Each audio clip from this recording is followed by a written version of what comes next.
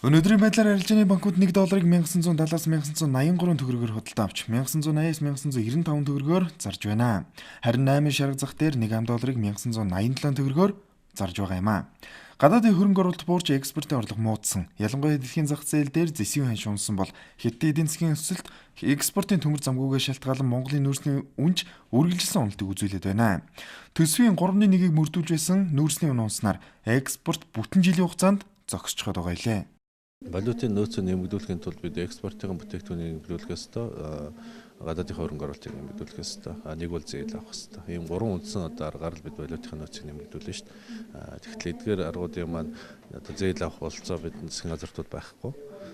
Гадаадын хөрөнгө оруулалтыг нэмэгдүүлэх, экспортын чиглэлийн бүтээгдэхүүнийхөө хэмжээг нэмэгдүүлэх л асуудал байж байгаа. За энэ бас валютын нөөц нөлөөлөд байгаа гол зүйл бол бас нэг талтай манай Монголын уул уурхайн гол бүтээгдэхүүнүүдийн дэлхийн зах зээлийн үнээс бууралттай холбоотойгоор бас энэ валютын нөөцөд бол нөлөөлж байгаа. 2011 онд Монголд орж ирсэн гадаадын хөрөнгө оруулалтын хэмжээ 4-5 тэрбум $. Хүрч байжээ. Харин өнөөдөр гадаадын хөрөнгө оруулалт дотоодын нийт бүтээгдэхүүний 8% тэнцэж 2014 онд дөнгөж $845 сая л орж иржээ. Валютын өсөлтөөр зохиомжтой хомсдлыг бий болгох, Монгол банкнаас ханшийн мэдээллийг нууцаар урьдчилан авах, арилжааны банкуд хар зах зээл дээр хууль бусаар оролцсон зэрэг зөрчил бүртгэгдээд байгаа юм байна. Ажлын хэсэг гаргаж ажиллаж байгаа. Энэ дээр бол 2-3 бас ажлын хэсэг дээр бол шалгалтын үйл явцад 2-3 асуудал тавьж байгаа. Нэгдүгürt бол бас хууль бусаар энэ долларын ач холбогдол шиг өсөж явах магадaltaй гэсэн үндсэн дээрээс ажлын хэсэг гарсан.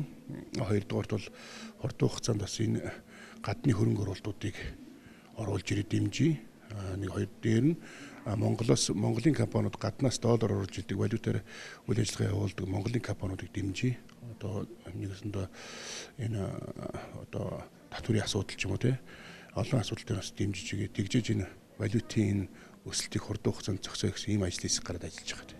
Улс төрийн докторгүй хандлага засаглалын хямрал хууль эрх зүйн тааламжгүй байдлын улмаас Монголоос нүүр бууруулах хөрөнгө оруулагчдын дөрвөлд үргэлжилсээр байна. Сүүлийн 2 жилд гэхэд оюутлогын далдуурхан бүтээн байгуулалтын ажил зогссоноор Монголд орж ирэх гадаадын хөрөнгө оруулалт 5-аас 6 дахин буурсан судалгаа гарчээ. Нэгж хувьцаа нь $24-өөс $26 үнэлэгдэж байсан тус ордын хувьцаа одоо дөнгөж $4 руу буужгаад байгаа нь үүний нэгэн баталгаа болж байгаа. Энэ нь алтаа ухаж гадагшаа зарж доллар олохоос өөр сонголтыг Монголын эрх баригчдад олгохгүй байна.